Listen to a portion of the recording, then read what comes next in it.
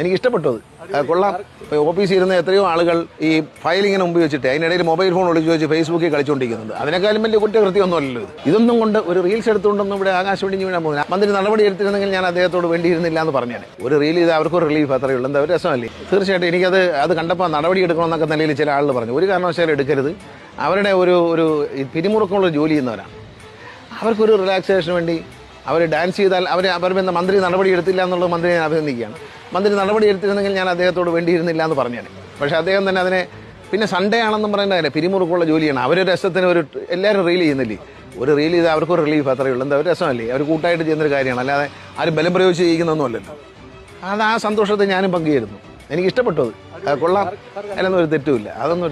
നമ്മളെപ്പോഴും ആധുനിക യുഗത്തിൻ്റെ കാഴ്ചപ്പാടെന്ന് ഞാൻ പറഞ്ഞത് അതുകൊണ്ടാണ്. ആ റീൽസ് എന്നൊക്കെ പറയുന്നത് പുതിയ ജനറേഷൻ്റെ ഒരു സന്തോഷത്തിൻ്റെ ഭാഗമാണ്. അത് അവർ ചെയ്തതിൽ ഒരു തെറ്റുമില്ല. അവർ ചെയ്തവരെല്ലാം ചെറുപ്പക്കാരാണ്.